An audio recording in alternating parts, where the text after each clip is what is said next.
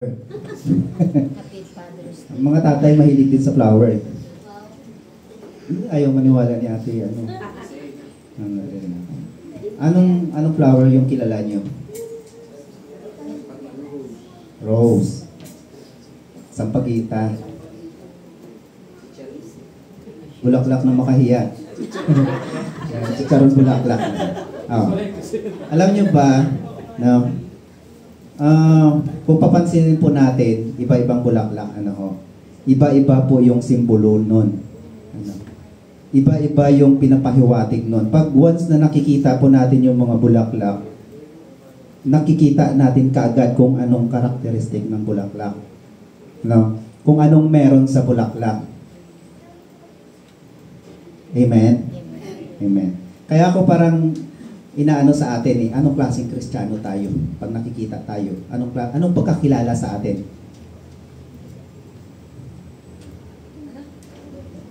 Ayan. So ngayong umaga, buksan ko lang po yung aking pinakamamahal na cellphone. Welcome po.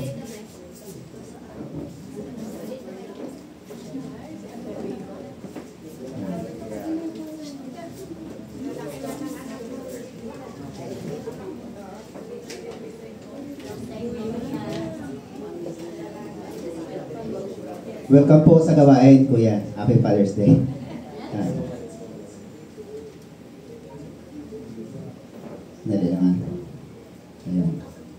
So, i-ano ko lang sa inyo yung about sa sunflower. Sino yung nakakakilala sa sunflower?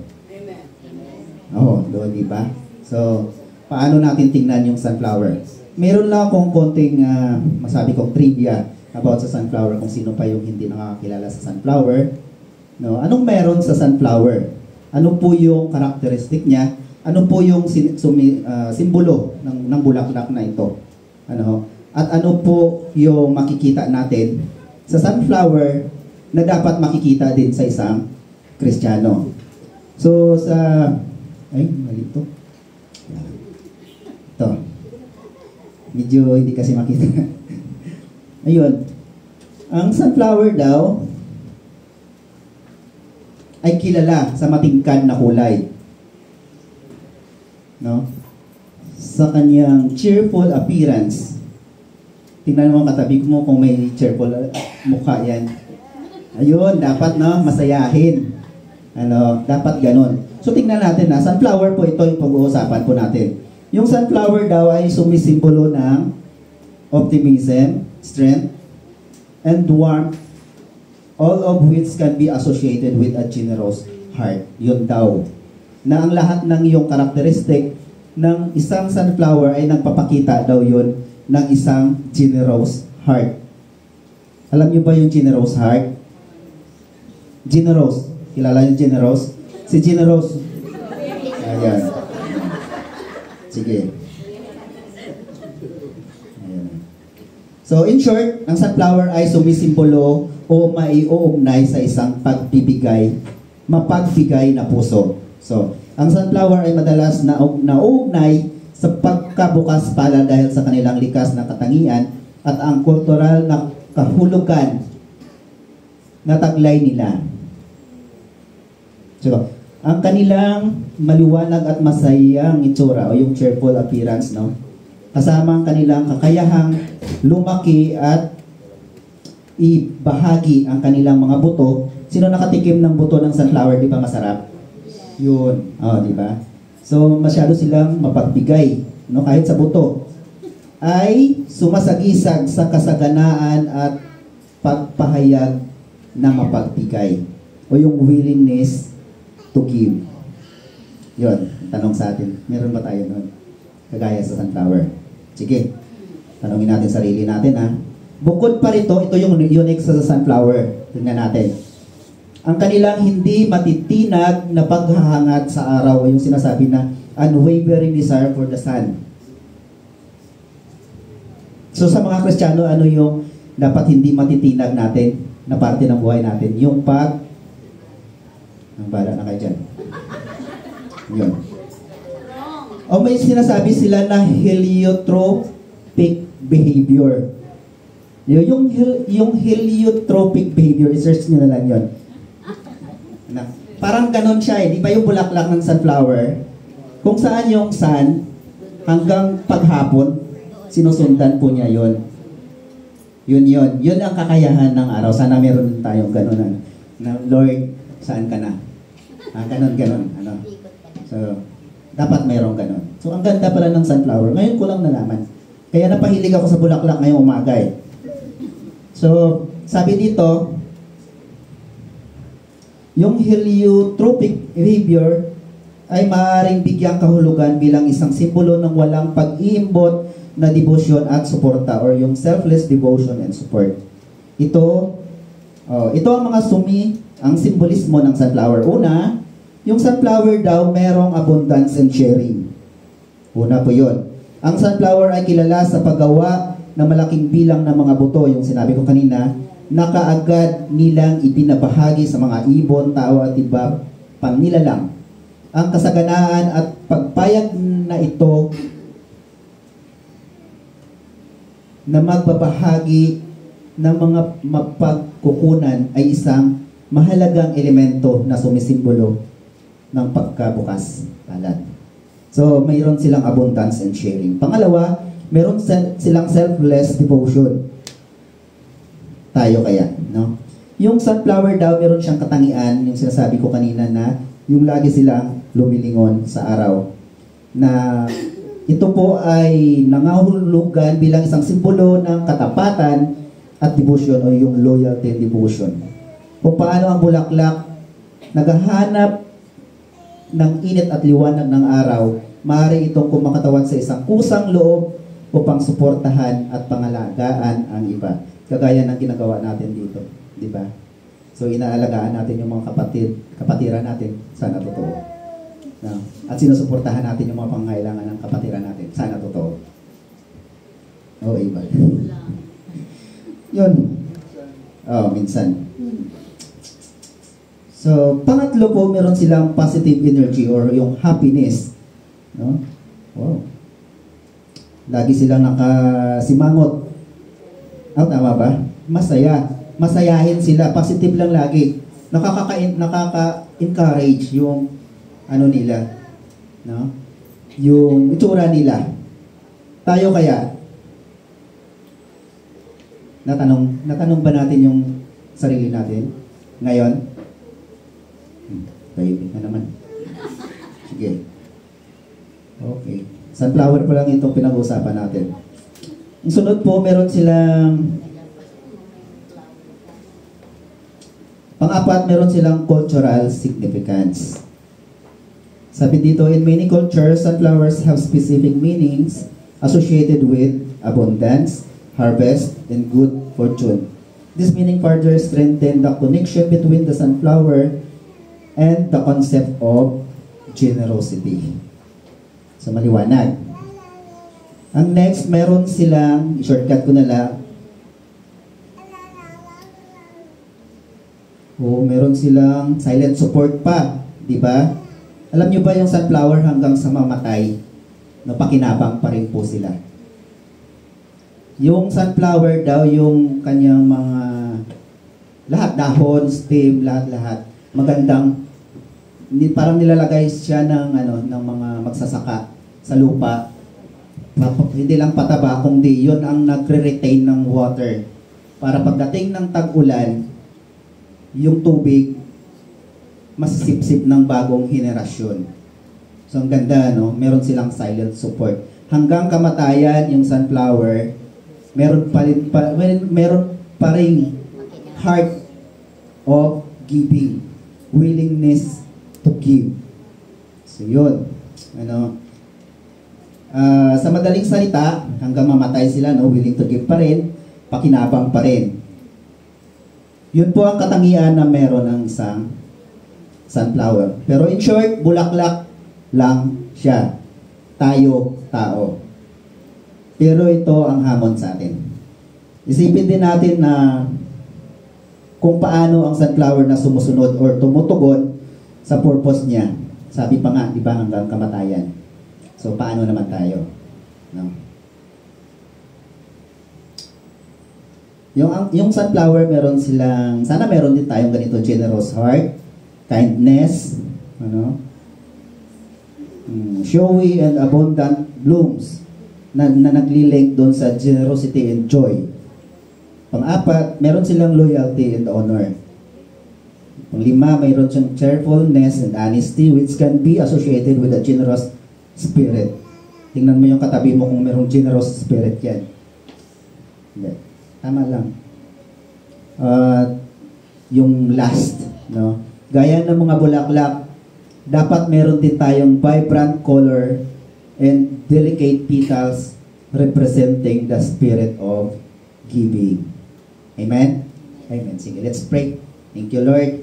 Panginoon, pinupuri ka namin, pinapasalamatan ka namin sa umagang ito, Panginoon, dahil higit kami sa mga bulaklak na ito, Panginoon. Pero nakikita po namin yung faithful, yung faithful ng mga nilikha mo, Panginoon. Mas lalo kami, Panginoon, na dapat makitaan kami ng maging tapat sa inyo, Panginoon. Panginoon, salamat dahil sa umagang ito, Panginoon, narito kami, Panginoon, isang malaking pribilehiyo sa amin, Panginoon, na makabahagi or bahagi ng inyong gawain, Panginoon. Sa pagdalangin namin, Panginoon, ng buhay namin, Panginoon, sa umagang ito ay may alay namin sa inyo, may sentro namin ang aming mga puso sa inyo sa pagpupuri, sa pagpapasalamat, Panginoon. Lord, maging ang aming mga kaloob, tanggapin mo po ito, Panginoon, nagmumula sa aming mga puso, Panginoon. Lord, ikaw po ang siyang mag-bless sa mga kamay na gagamitin mo, Panginoon. At maging sa walang kakayanan, Panginoon, pagyamanin mo rin po sila, Panginoon. Salamat sa umagang ito, Panginoon. Muli, sinasamba ka namin, pinapasalamatan ka namin, pinadakilan ka namin sa tanging pangalan ng Panginoon Jesus. Amen.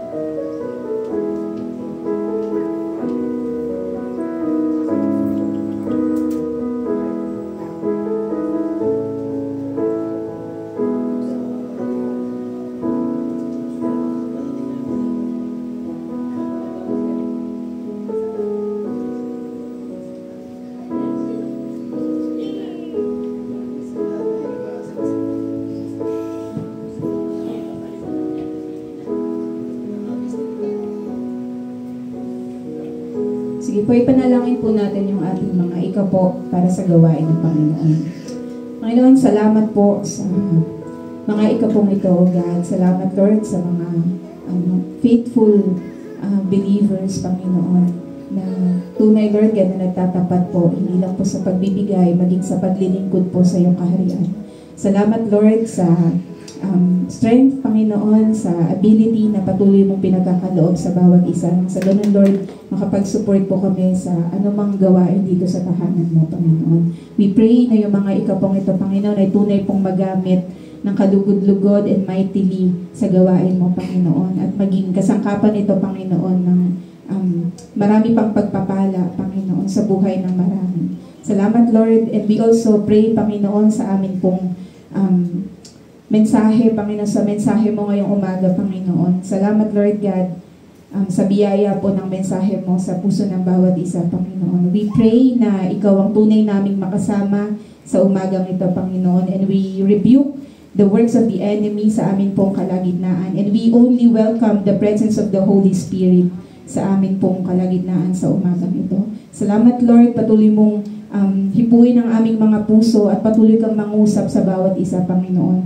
Pinupuri ka namin at pinapasalamatan sa pangalan ni Jesus. Lahat po ay magsabi ng Amen. Amen.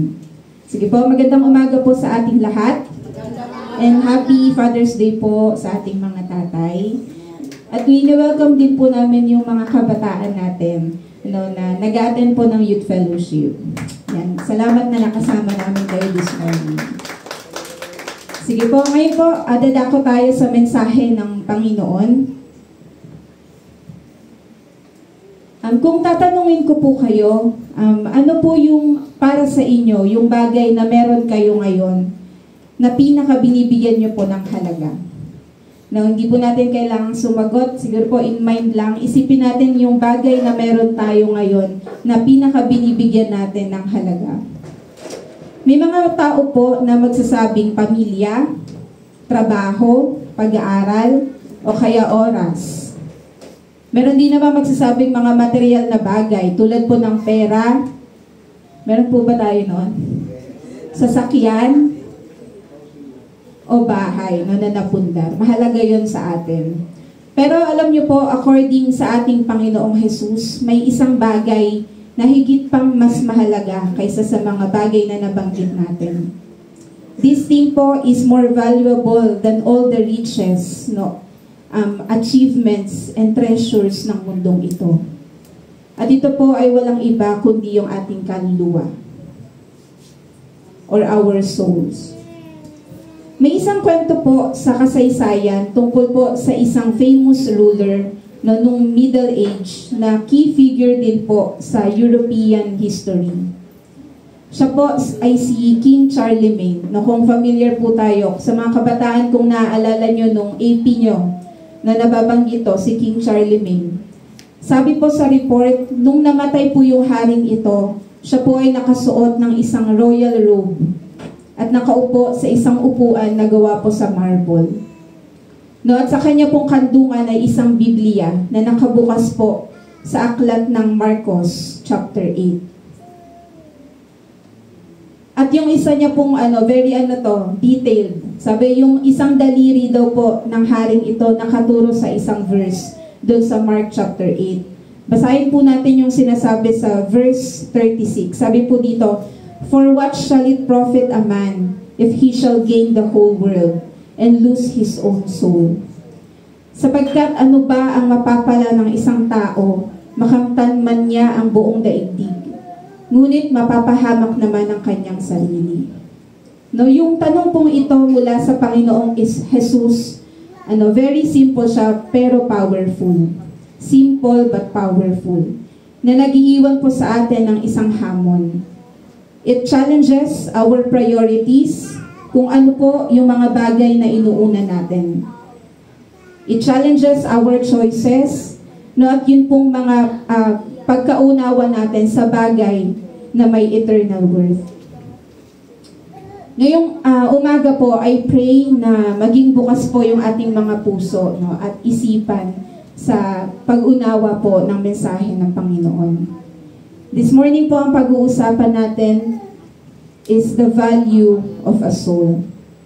Value of a soul. Tignan po natin kung paano ba nakikita at pinapahalagahan ng Diyos at ng Panginoong Hesukristo yung ating mga kaluluwa.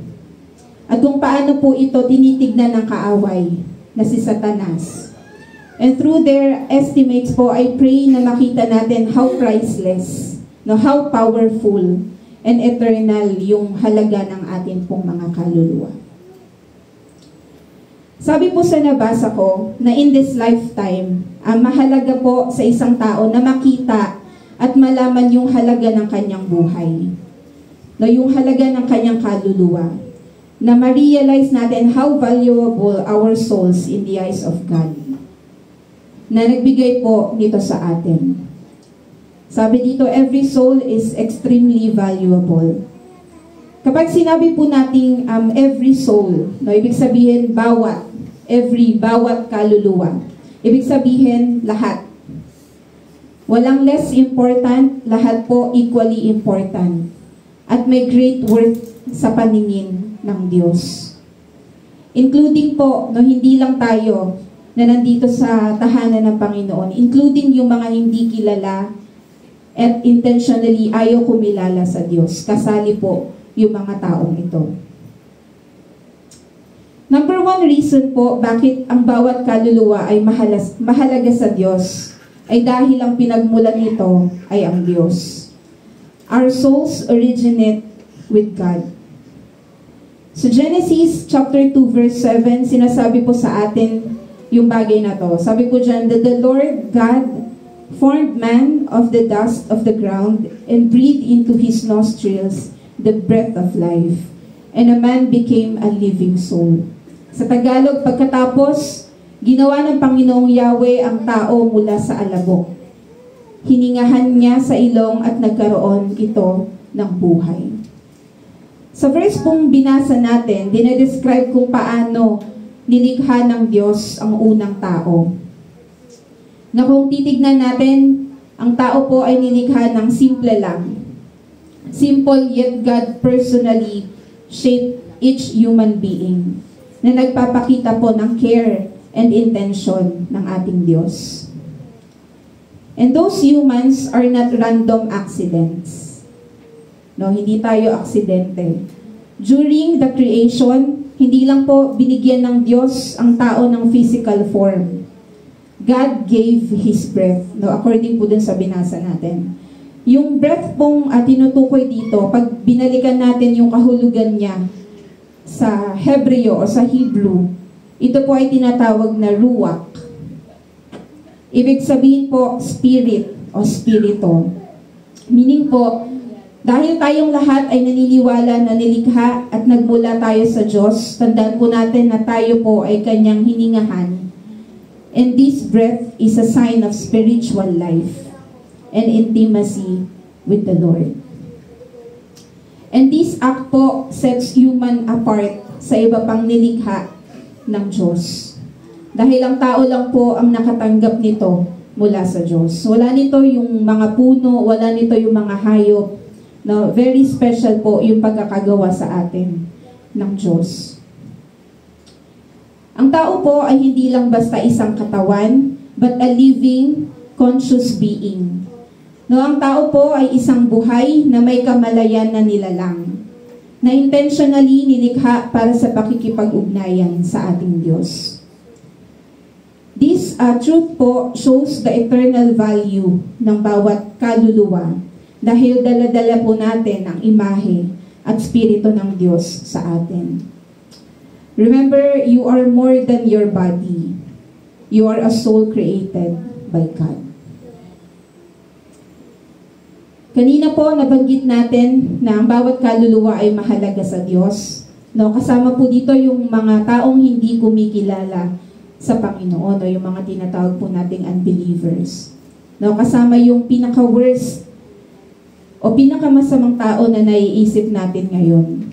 No, sa paningin natin, marahil wala na po silang pag-asa na ang lala na ng taong to, no, na dapat sukuan na natin yung mga taong ito.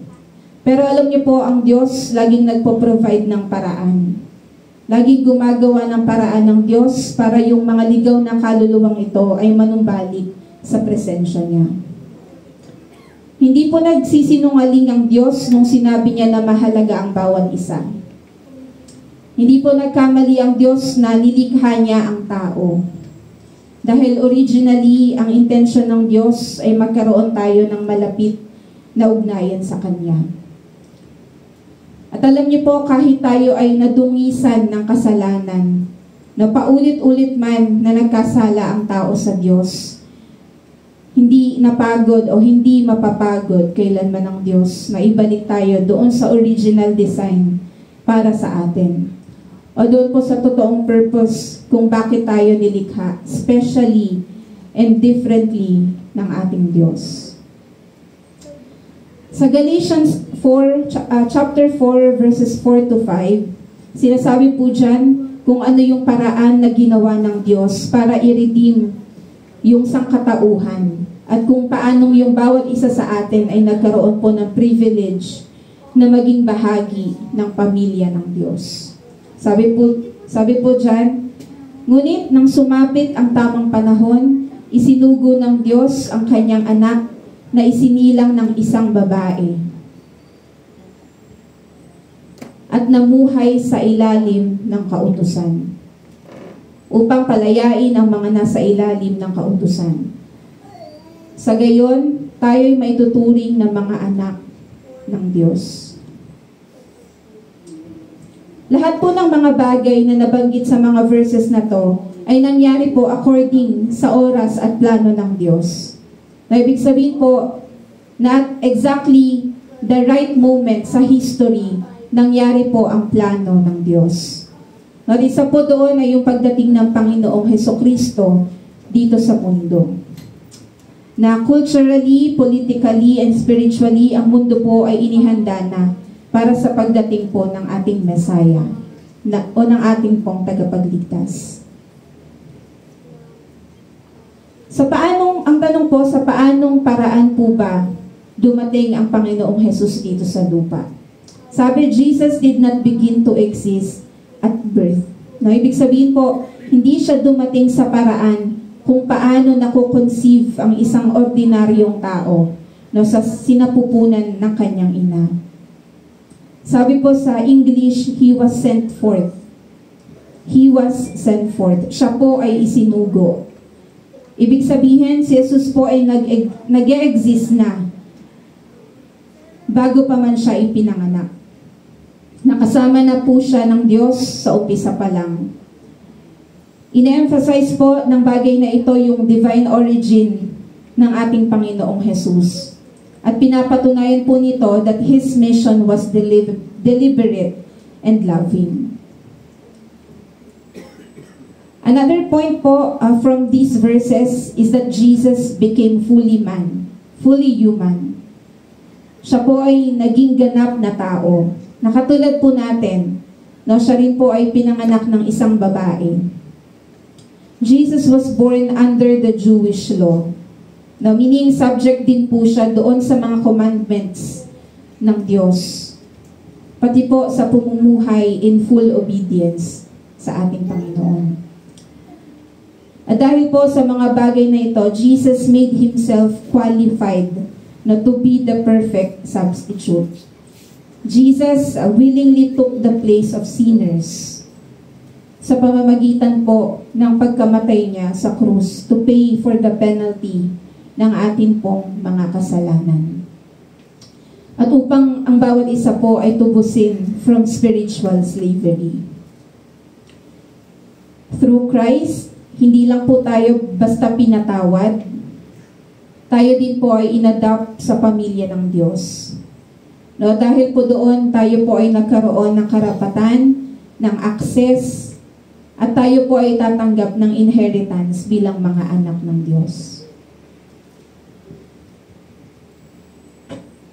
John 3:16 says, sapagkat gayon na lamang ang pag-ibig ng Diyos sa sangkatauhan, kaya't ibinigay niya ang kanyang kaisa-isang anak upang ang sino mang sumampalataya sa kanya ay hindi mapahamak, kundi magkaroon ng buhay na walang hanggan.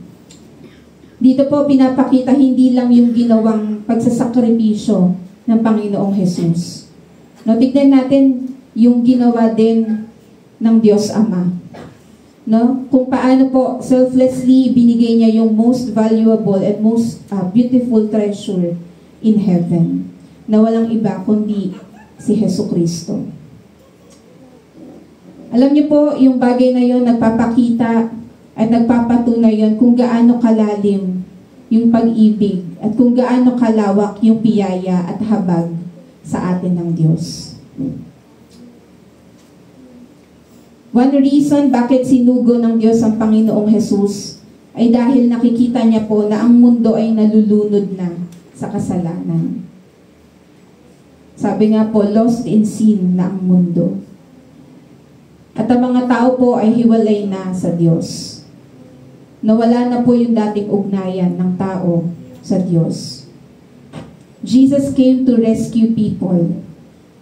At nakita po natin that God sent Jesus at the perfect time para po ang bawat isa sa atin ay magkaroon po ng new identity in Christ.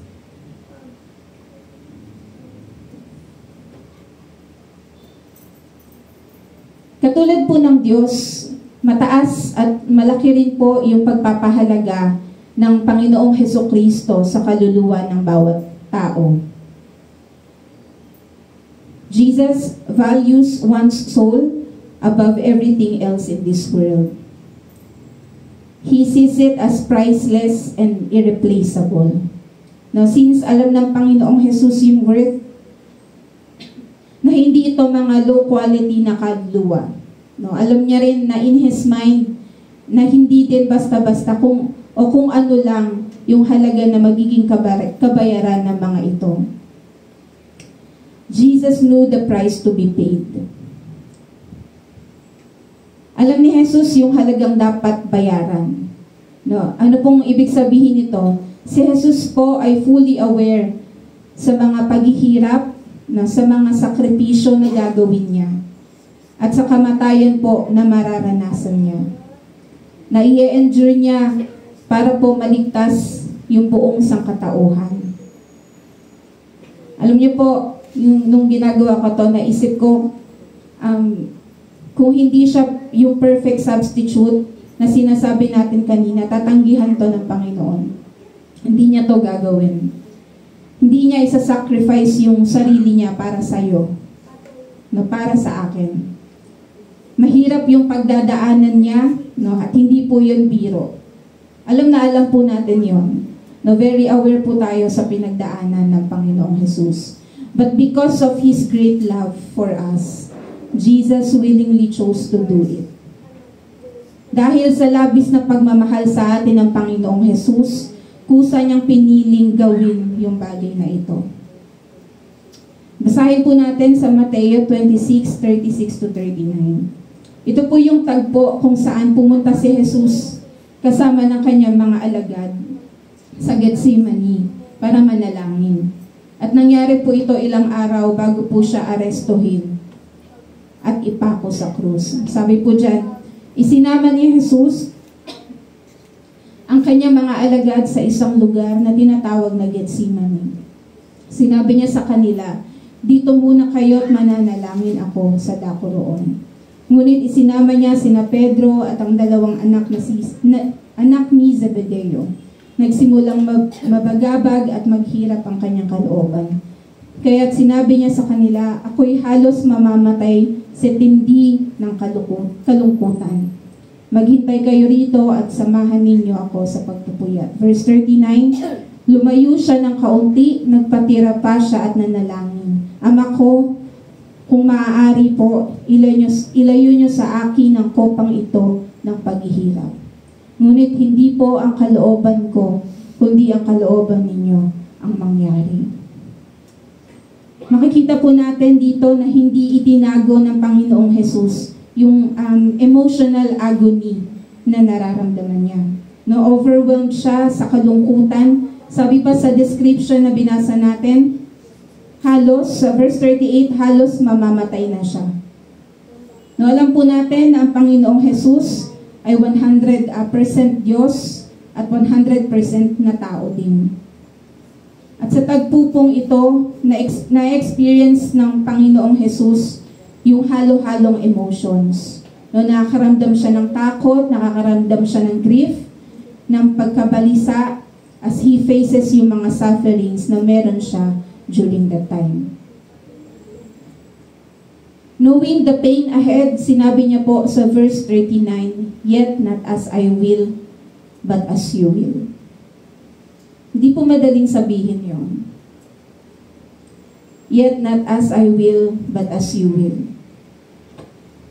Sabi po sa Tagalog, ngunit hindi po ang kalooban ko, kundi ang kalooban ninyo ang mangyari. This declaration of Jesus ay pagpapakita po ng willingness niya to obey the Father. Kahit pa ang ibig sabihin po ng pagsunod niya ay pagharap niya sa matinding paghihirap at kamatayan. In light of Christ's sacrifice, pinapakita po sa atin ito yung tunay na halaga ng isang tao o tunay na halaga ng bawat tao. Na hindi po nagsuffer o naghirap ang Panginoon para lang po sa walang kabuluhan. In Matthew 27:26-31, makikita po natin kung gaano ka-intense yung dinanas na paghihirap ng Panginoong Jesus bago po siya mamatay sa krus. Basahin po natin, sabi dyan, pinalaya nga ni Pilato si Barrabas at ipinahagupit naman si Jesus. Pagkatapos, ibinigay siya sa kanila upang ipako sa krus. Si Jesus ay dinala ng mga kawal ng gobernador sa palasyo nito at nagkatipon ng buong batalyon sa paligid niya. Siya hinubaran nila at sinuotan ng isang balabal na matingkad na pula. Kumuha sila ng matitinik na baging, ginawa itong korona at ipinutong sa kanya. Pagkatapos pinahawak sa kanyang kanang kamay ang isang tangkay ng tambo. Siya'y niluhod-luhuran nila at kinutya ng ganito, mabuhay ang hari ng mga Hudyo. Verse 30, siya'y pinagduduraan pa nila. Kinuha nila ang tambo at ito'y inihampas sa kanyang ulo. Matapos kutsain, hinubad nila ang balabal at muling sinuotan ng sarili niyang damit. Pagkatapos, inilabas siya upang ipako sa krus. Hinagupit, kinutsa, hinubaran, kinoronahan ng tinik, dinuraan, at saka pinako sa krus. Yun lang naman po yung ginawa o pinagdaanan ng Panginoong Jesus para sa iyo. Para sa ating lahat. Jesus' sacrifice was real and severe. Nakaranas po siya ng physical pain, emotional abuse. Emotional abuse din siya, pero tiniis niya yung lahat. Katulad po ng sinabi ko kanina, pwede niyang i-avoid yung bagay na yon, but He chose to suffer dahil sa pag-ibig niya po sa bawat isa sa atin. People are not junk. Alam niyo po yung junk? Basura. Sa Panginoong Jesus, sa mata ng Panginoon at ng Diyos, hindi po tayo basura.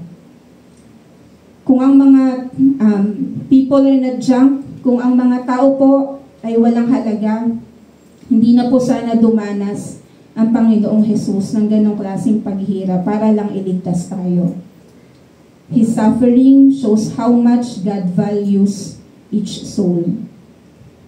And despite our sins, tinitignan pa rin tayo ng Diyos as redeemable people and His beloved. Sa kabila po ng mga kasalanan natin, God is telling us that we are worth saving. Sabihin mo sa katabi mo, you are worth saving. I pray na naririnig po natin ang tinig ng Diyos ngayon, telling you na anak, karapat dapat kang iligtas dahil mahal kita.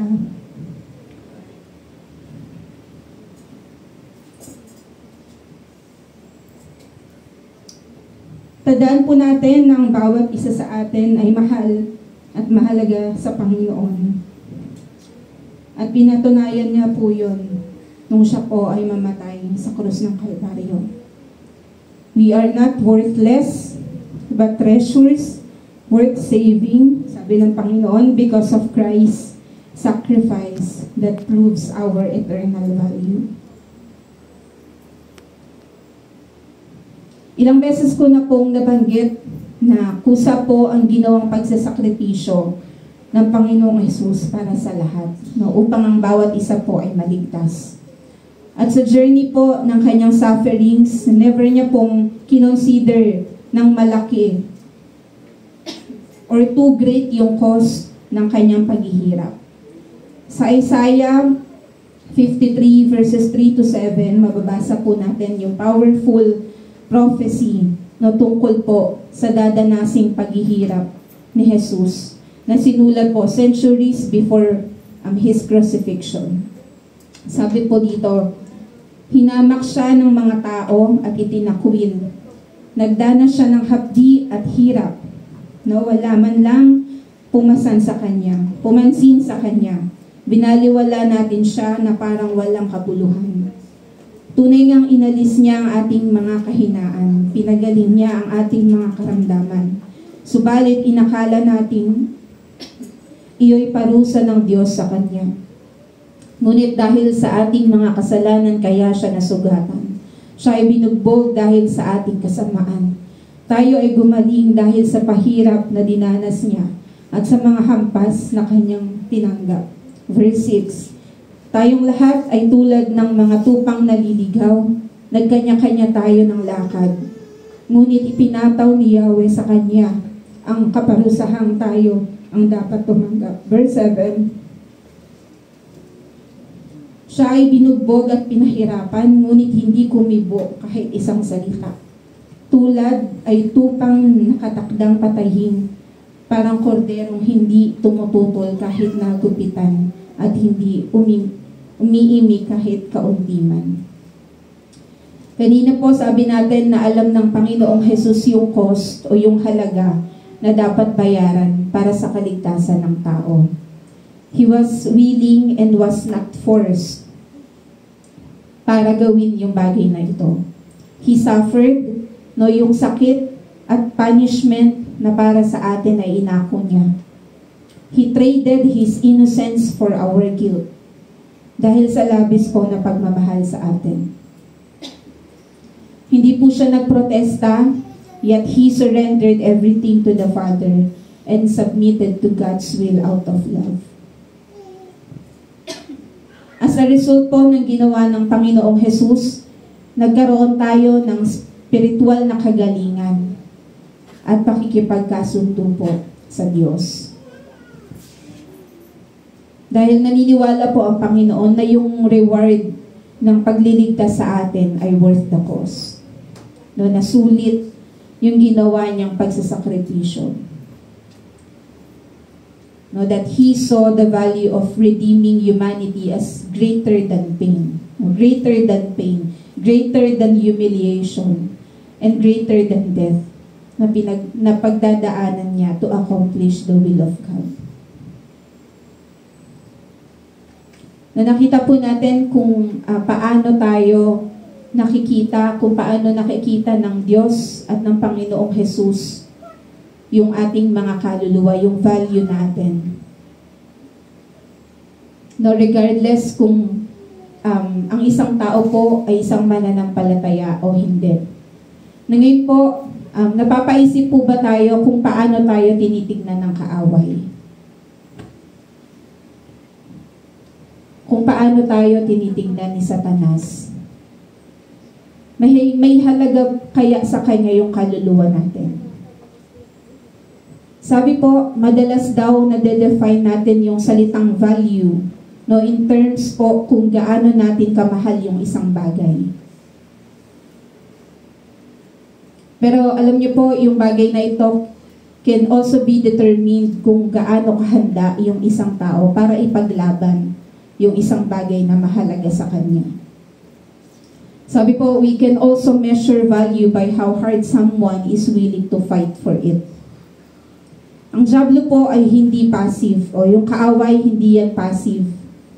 Pagdating po sa usapin tungkol sa kaluluwa ng isang tao. Desperado siya na angkinin ito.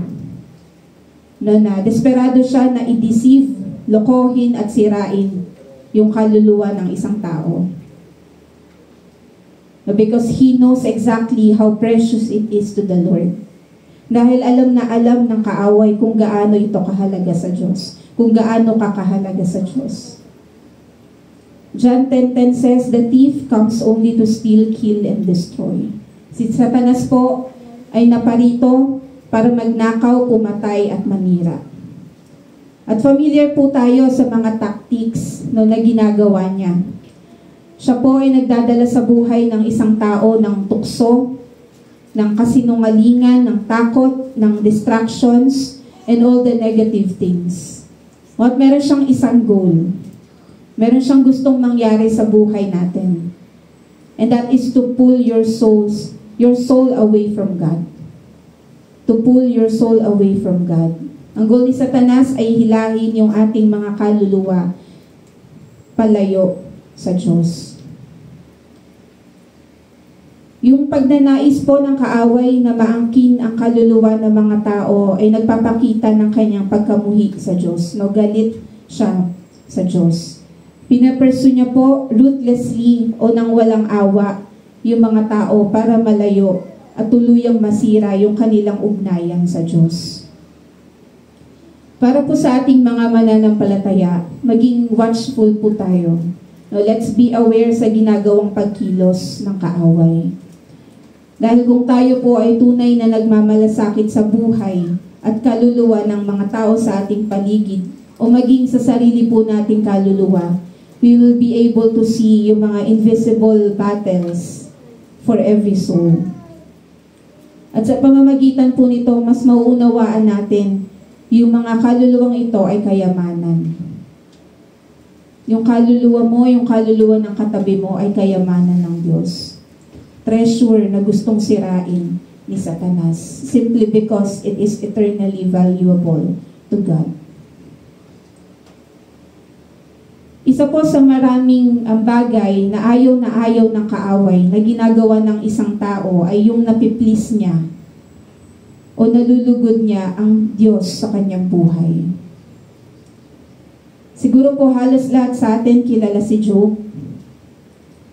This character po from the Old Testament ay isang halimbawa ng taong kinalulugdan ng Diyos.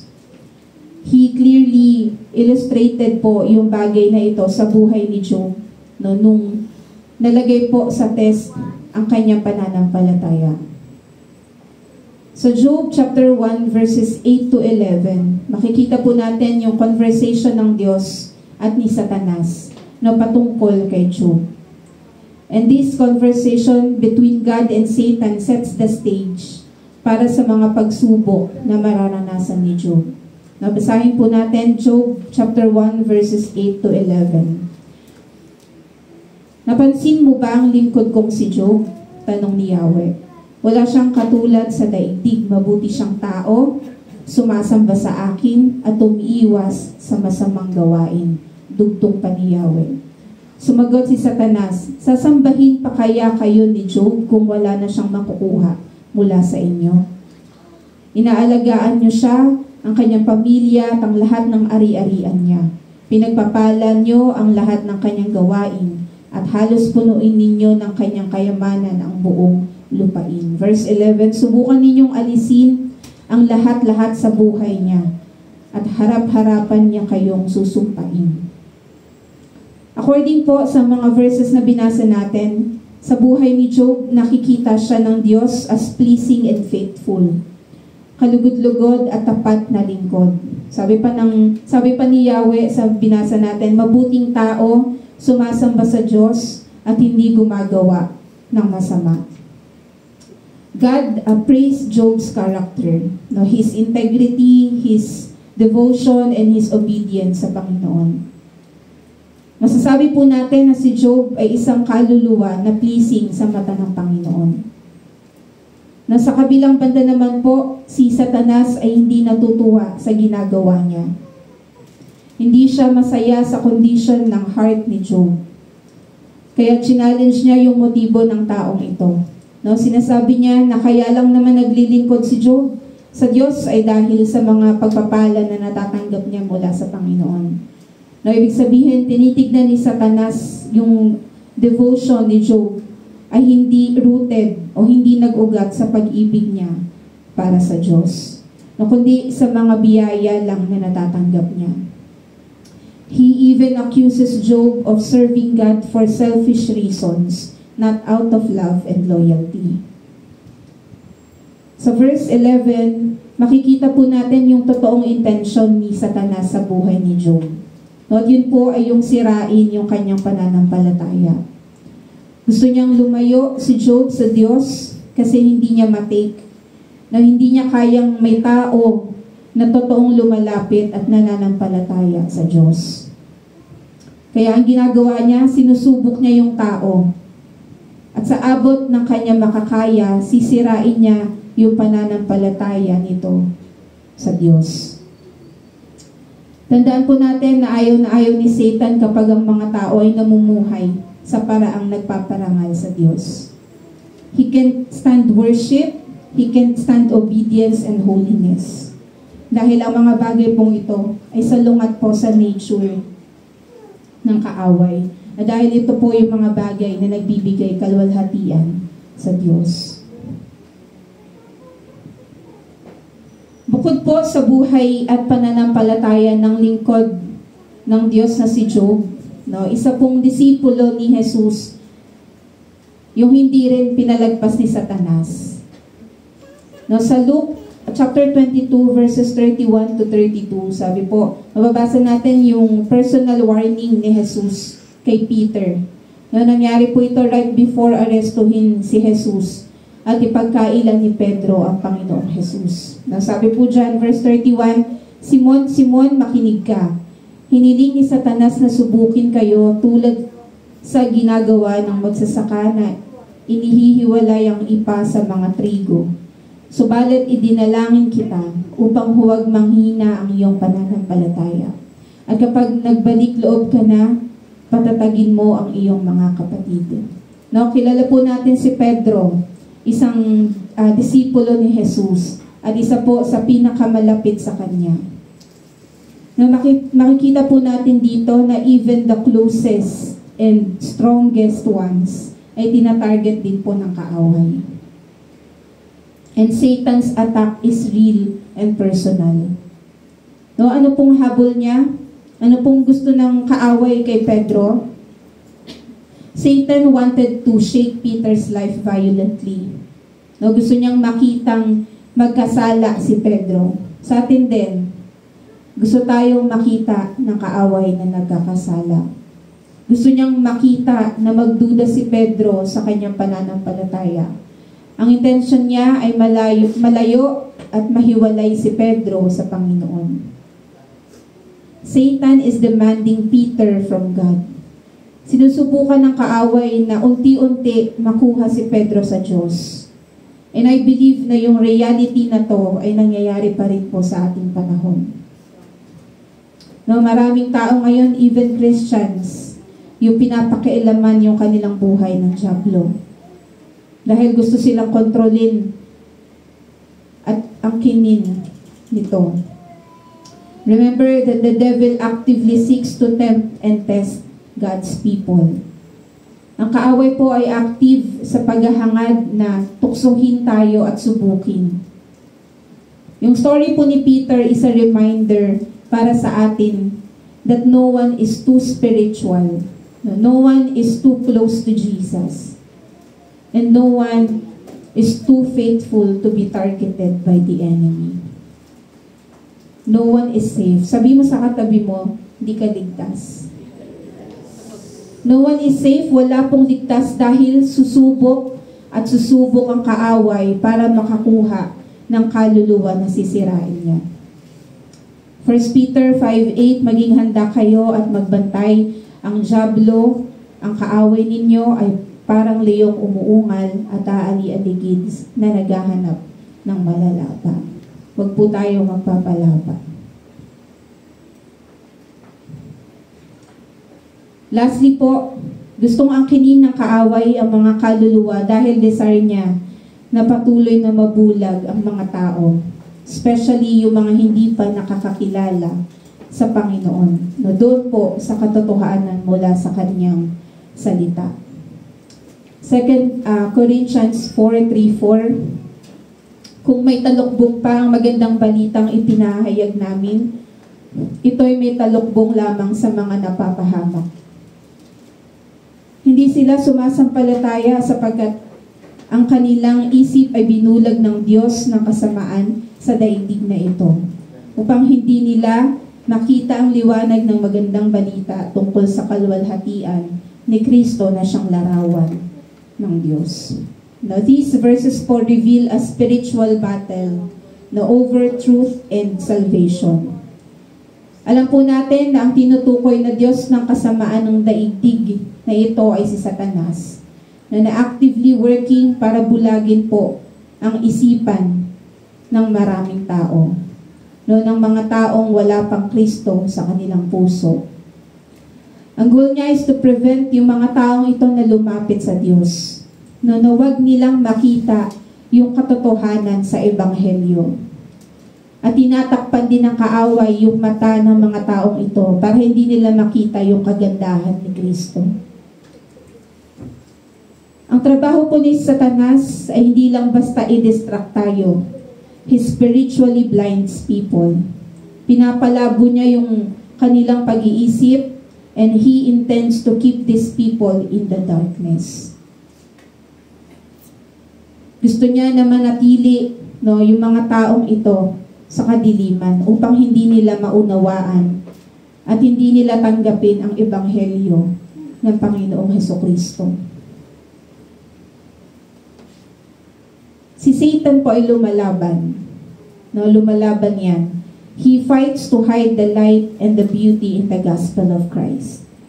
Pinaglalaban niya na maitago yung liwanag ng Ebanghelyo ng Panginoong Hesukristo dahil kapag nakita ito ng mga tao, natatakot siya na ang mga ito ay maniwala at maligtas, no, at tumanggap po sa Panginoon.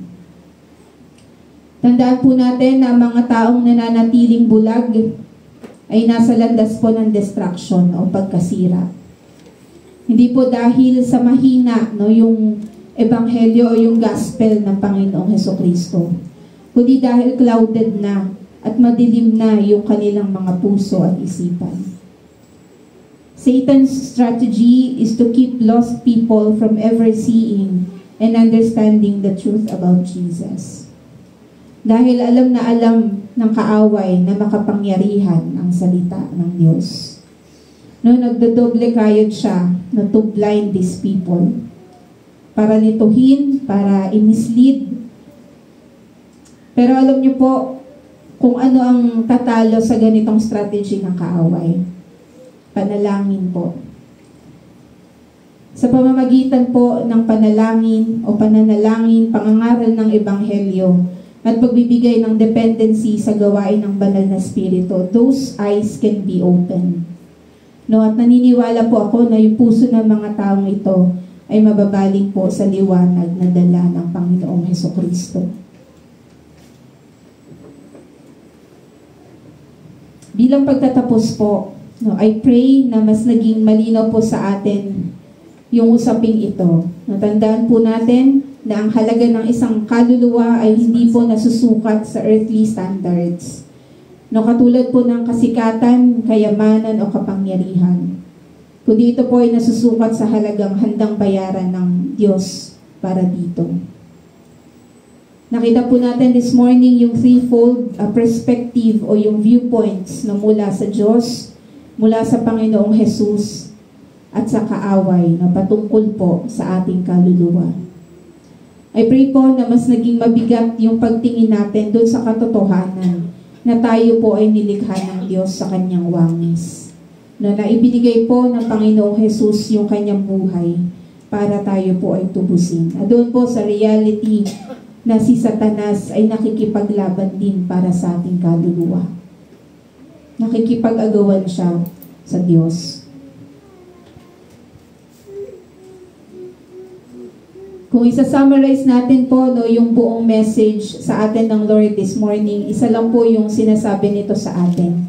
It tells us one powerful truth, no, tungkol po sa ating mga kaluluwa. No, na ang ating pong mga kaluluwa ay priceless. Ibig sabihin, walang anumang bagay sa mundong ito yung kayang tumbasan yung halaga ng kaluluwa ng isang tao. Again, Marcos 8:36, sapagkat ano ba ang mapapala ng isang tao? Makamtan man niya ang buong daigdig, ngunit mapapahamak naman ang kanyang sarili. Na malinaw po, na walang kahit anumang possession, walang kahit anong success, na even moment of pleasure, yung makukumpara o may kukumpara sa eternal worth po ng ating kaluluwa. Now, ang question po sa atin, since alam na natin yung bagay na ito, no, ano po yung dapat natin gawin? No, God is telling us this morning to guard our soul. No, na in-nourish natin. Let's feed our soul, pakainin natin ang salita ng Diyos. And offer it fully back to Jesus. No, at pakita rin po natin na hindi lang yung kaluluwa mo, no, yung mahalaga. Pinakita rin sa atin na hindi lang yung sarili nating kaluluwa yung mahalaga para sa Diyos. Sabi kanina, ang kaluluwa ng bawat isa holds the same value. Kung paanong mahalaga yung sayo, ganun din kahalaga sa Diyos yung kaluluwa ng mga anak mo. Ganun din kahalaga sa Diyos yung kaluluwa ng mga kapitbahay natin, no, ng mga kaklase natin, ng mga katrabaho natin. Ganun din, kung gaano kahalaga yung kaluluwa mo sa Diyos, ganun din yung sa pamilya mo. And again, in the eyes of the Lord, the soul of every person holds the same value. At kung sinasabi po natin, no, or kung nag-a-agree tayo na totoo yung bagay na to, then let's love these people deeply. No, ipanalangin po natin sila, iluhod natin sila sa Panginoon. And let's share the gospel nang wala pong pag-aalinlangan. Tandaan po natin that in heaven's eyes, a soul is worth everything. Na-invite ko po ang bawat isa na tayo ay tumayo.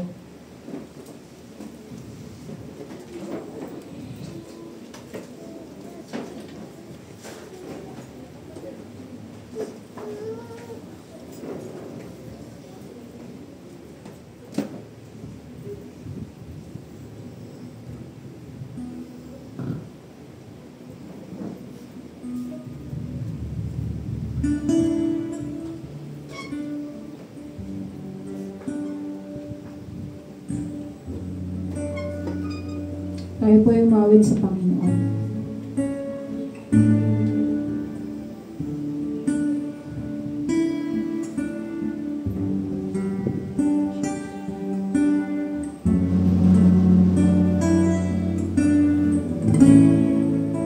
Habang inaawit po natin yung kantang ito, let us remember all the things na ginawa sa atin ng Panginoon.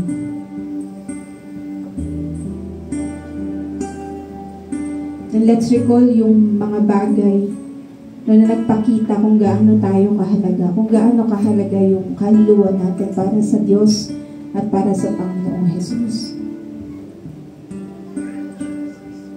At huwag po natin i-take for granted no, yung katotohanan ito.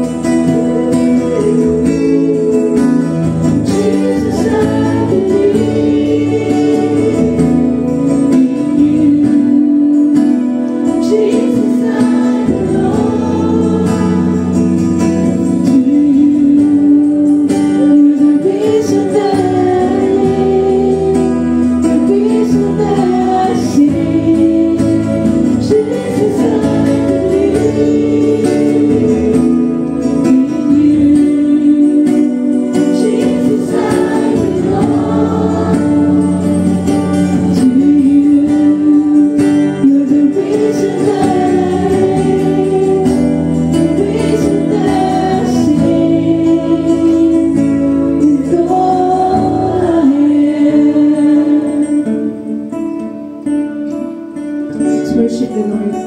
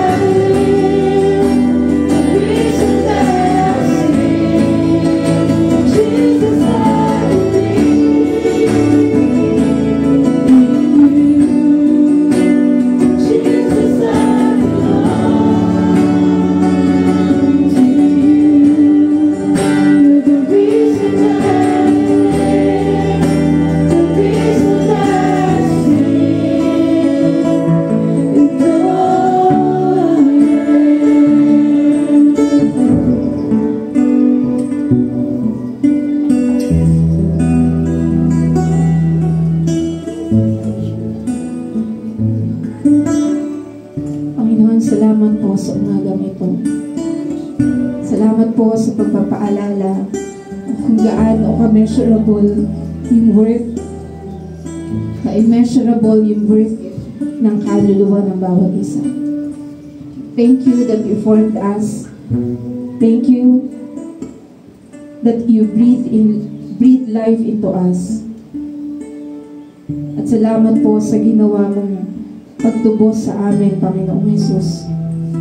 Gamit po ang iyong buhay at dugo. Napaka-powerful po ng katotohanan na kami po, ang amin pong mga kaluluwa ay nagmamatter deeply sa aming Diyos. Kaya ang dalangin po namin this morning na huwag po namin i-take for granted yung biyayang ito. Help us to be mindful, Lord, doon sa katotohanan na walang anumang bagay yung mako-compare sa eternal value na makilala ka, Panginoon. Give us, Lord, a burden para sa ibang tao na makita namin sila hindi sa paraan kung paano po sila tingnan ng mundo, kundi, Lord, sa kung paano mo sila nakikita. Na sila po ay mga kaluluwa na nilolong mo na maligtas. Na sila po ay mga kaluluwa na worth reaching with your love and truth. Muli po, Panginoon, kami po ay nagpapasalamat sa biyaya ng iyong mensahe sa umagang ito. Sa amin pong paglabas, sa amin pong paghiwa-hiwalay, balutin niyo po kami ng inyong compassion, ng inyong courage, ng inyong conviction, Panginoon, na mamuhay for what truly matters. Sa lahat po ng gagawin namin, Panginoon, may we honor you and may we point others to the one na nagbigay sa amin ng lahat para po sa aming kaligtasan. Maraming salamat, Panginoon. You deserve all the glory. You deserve the highest praise, Panginoon. Salamat po sa ginawa mo sa amin.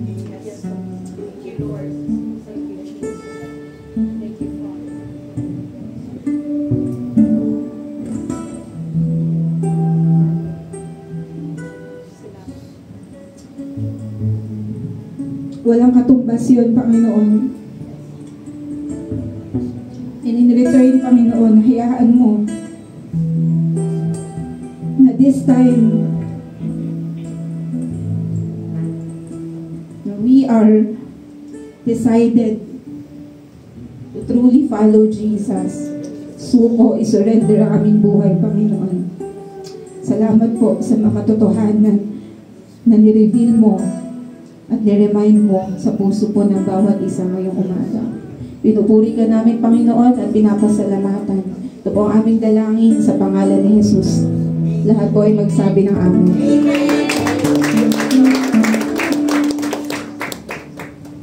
Sige po, tayo po ay makakaupo po muna.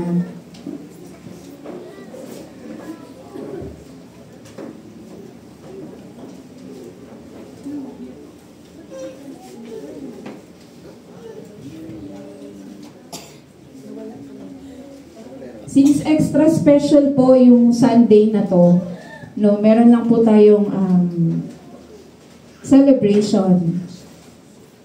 Tawagin ko po si Ate Liza.